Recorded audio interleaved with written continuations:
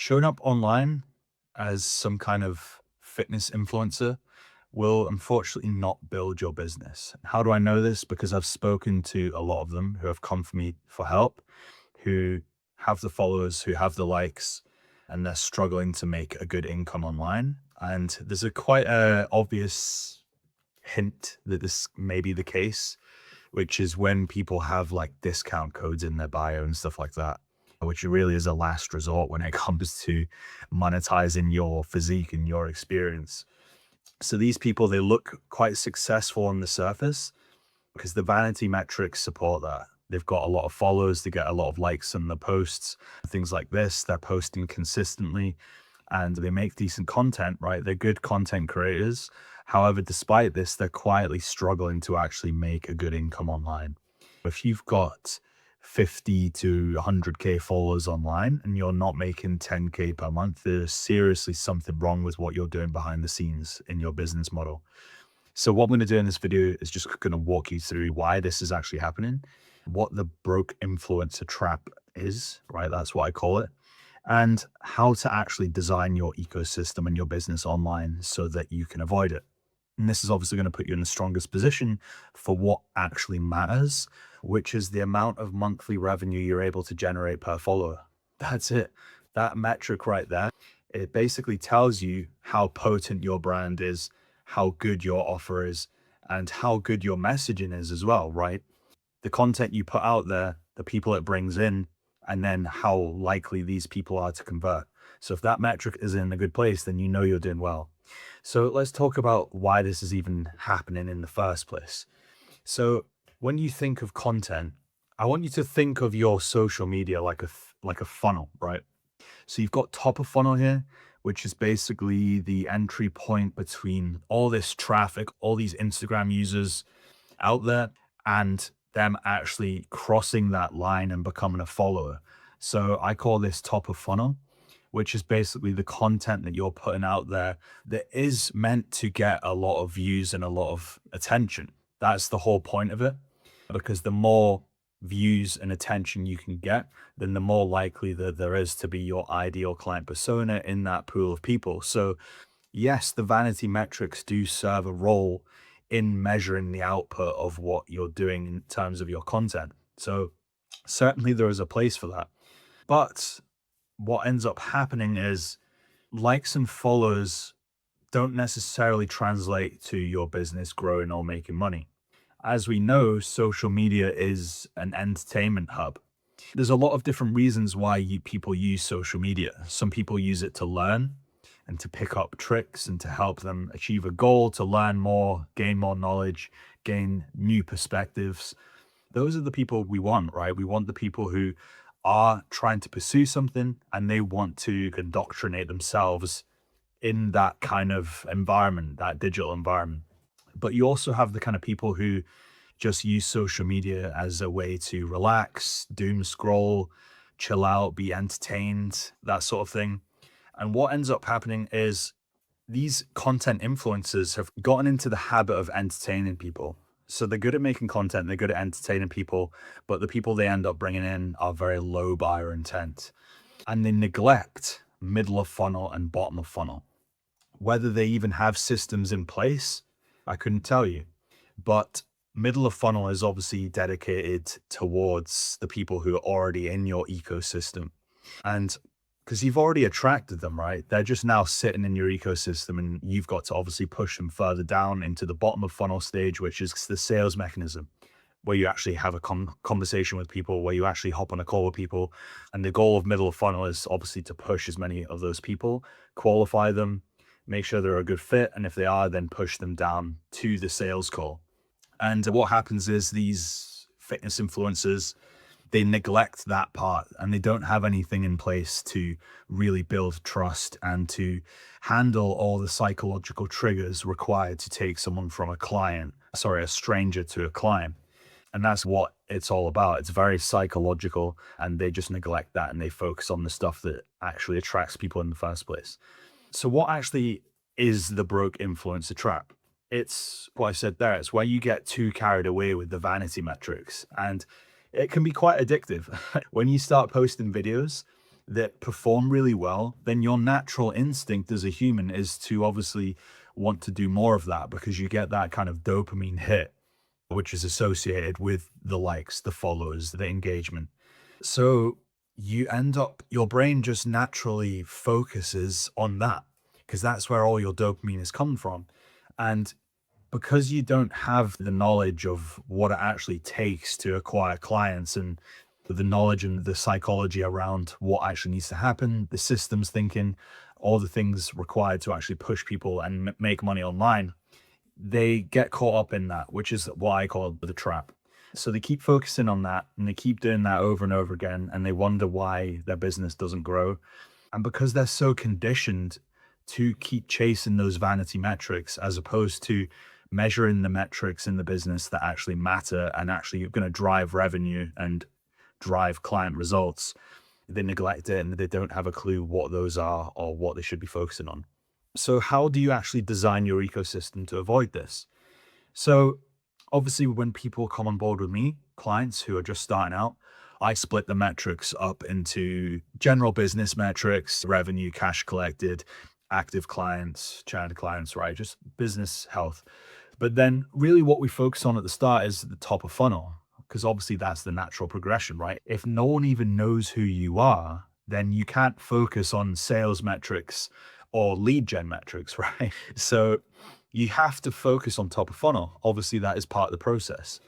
So, the first thing to do really after you built your business foundations, right? Because if you think of this funnel, the top sort of layer of the funnel, that's your offer and your ideal client persona.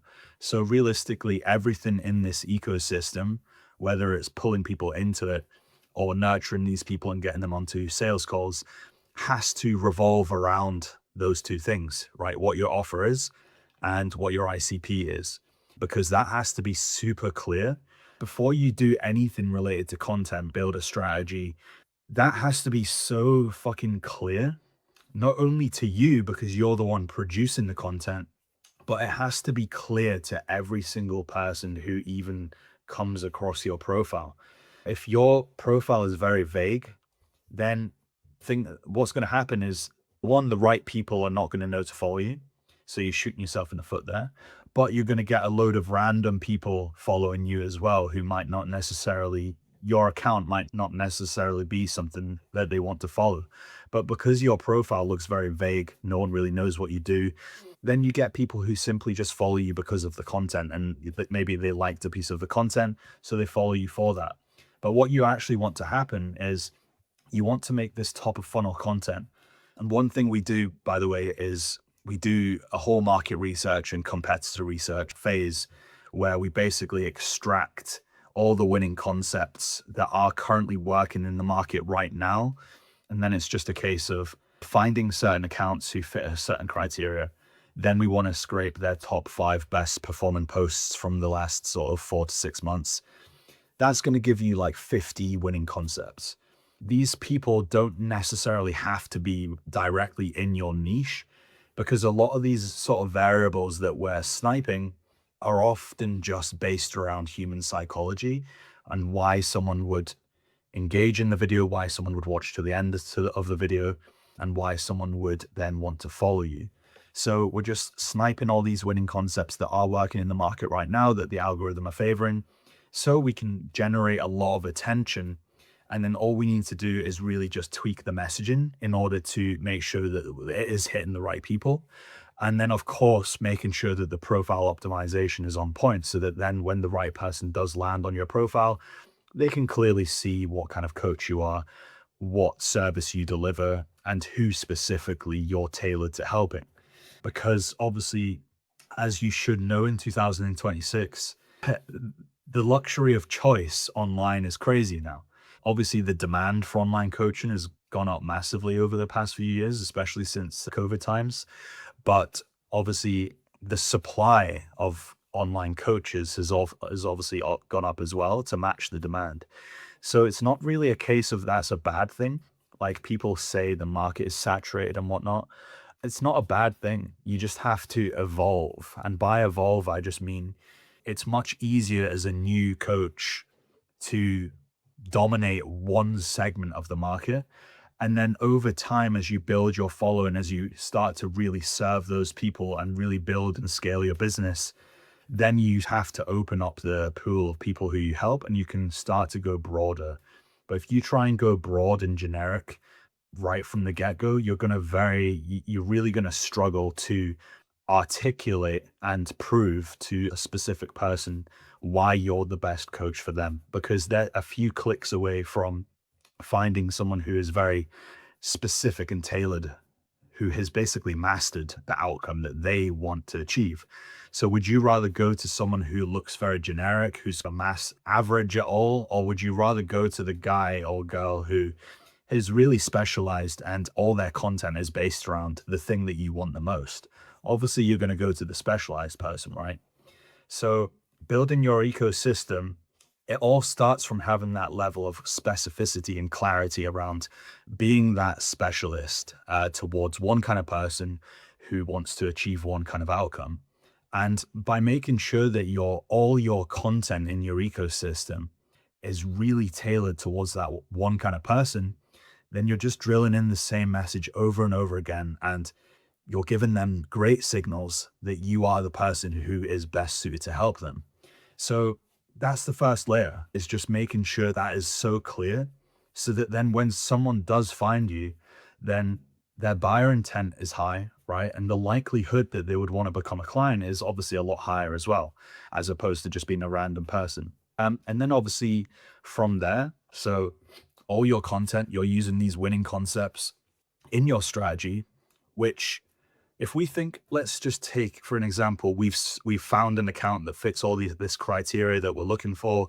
Just as a kind of to give you an idea, we're looking for someone who is slightly ahead of us. Let's just say in the 30 to 100K follower range. Like we're not looking for like celebrities here or anyone like that.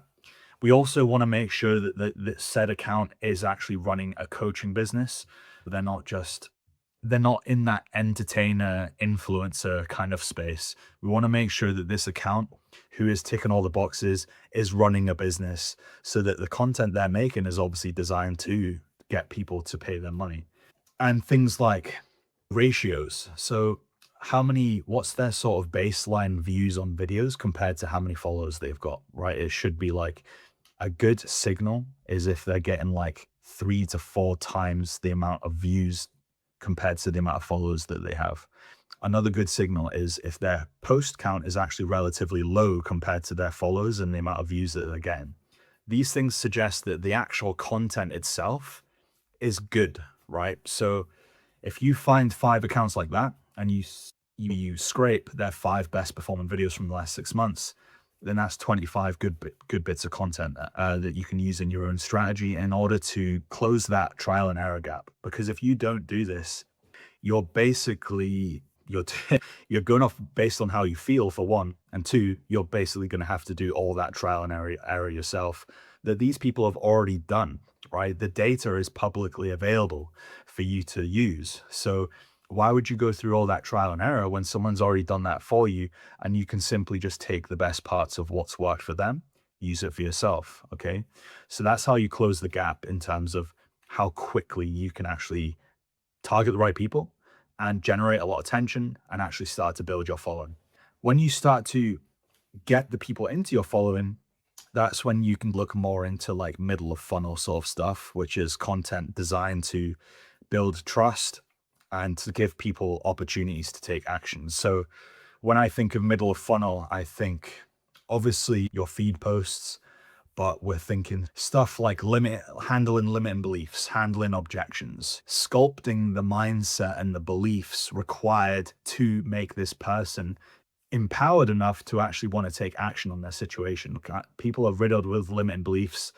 And by limiting beliefs, I mean like beliefs that are basically keeping them stuck. A big mistake coaches make is they make too much value content, right? How to do a good squat. Oh, these high protein recipes. That's great. And they're nice little hacks that people save. But really, that's the extent of it most of the time. They save it, they forget about it, and they don't do anything with it. If you're operating as a leader and as a coach and as someone who is guiding someone mentally to becoming this kind of 2.0 version of themselves, right? Helping them step into this new identity. And they associate your brand and you with the person who can actually do that for them, then they're much likely to look at you as the person who can take them to that transformation if they want help doing so. So, limiting beliefs, objections that you might get on calls. Obviously, social proof is a big thing as well. So, when we think of social proof, that's basically just evidence that your methodology, your philosophy around getting the result works. Okay. So, social proof comes in many different forms. People don't distribute and utilize it in the best way. Yeah, before and afters are great, but there's so many other factors like client wins, obviously the before and afters, the transformations, case studies, which are more coming from a logical frame. If you can show someone, yeah, here's a result, but here's exactly what we did to get there, that kind of targets the logical brain a bit more, gives people the reassurance that with the way that you do things aligns with how they want to do it and what they believe to be true. Because obviously, if you teach carnivore diet and someone is a vegan, that's not going to align, right? So we want people who kind of align and relate to you in the terms of your methodology and the way you do stuff, but also from an emotional point of view as well. So that's when video testimonials and client interviews come into play, because it's not really logical. It's more just you talking about their before state, their after state, the struggles that they had to go through, and how it actually makes them feel, right? So if people are saying great things about your program in terms of how it made them feel positively emotionally, that's great. That's really handling the emotional side of someone's brain. And when you combine the logical and emotional, that kind of is when things click for them. So if they see client interviews, video testimonials, and case studies around you getting results for people who are in a similar position to them, because remember, we're targeting a specific kind of person. This is another thing with being generic. If your social proof is just like a loads of different kinds of people, then the potentness of your social proof is going to be very watered down. However, if it's just one person after another who's very relatable, who's in the same sort of position, who's struggling with the same things, and you're just getting results for these kind of people over and over again, and you're shoving it down their throats, then it's like undeniable, right? So middle of funnel is all about touch points, showing proof, and obviously creating the empowered mindset in order for them to actually take action. And also the cherry on top, which obviously those things are kind of useless, is if you don't actually give people the path to take action. So we're nurturing them with all these touch points, with all this watch time, with all this social proof and all this sort of stuff. But we're actually giving people opportunities to take action as well. For example, call to actions, story sequences, and we're just giving people enough opportunities to take action. So whether it's like people are ready to buy immediately, right? That's the best kind of person. Unfortunately, only 3% of people who come into your ecosystem will be in that state of mind. But the other 97%, as long as you know how to actually nurture these people and to reduce the lead to close time, right? Which is kind of like the metric associated with the buyer's journey. The buyer's journey being like how the process between them being a stranger and becoming a client, all the psychological triggers and things that need to happen in their brain in order for them to be in a position to be like, yep, I'm ready, let's go. So the metric is called lead to close time. So the point of time when they become a lead to actually closing and becoming a client, it's a great metric to track because it gives you an idea of how effective your middle of funnel systems are and processes. And then obviously down at the bottom, we've got bottom of funnel, which is really just the last piece of the puzzle, which is when you're actually talking to them and things like that. So having these long form assets and case studies to send people as value to create a lot of goodwill before the call is a really great idea. So if people are watching you for 30 to 60 minutes before, like days before they hop on a call with you, that's great content. And that's really going to help your close rate and show rate as well. And then we've got things like when they actually book a call, having like a post booking call page where you basically set expectations for the call, you give more value, you show more case studies, You perhaps have like frequently asked questions section where you're basically just trying to handle every possible objection and give them all the information they need upfront before they actually hop on a call with you. And you're just designing everything in this way. So like you slowly but surely, you're handling all the psychological triggers required to have them have the certainty to make a decision on the call. And the great thing is, personally, and with my clients, we rarely get I need to think about it objections. And I know that's one of the most common objections that people face in sales. And it's simply because they're rushing everything, right? People come in and then they're just forcing them onto a call, brute force. And then they're wondering why they get all these weird objections and I need to think about it.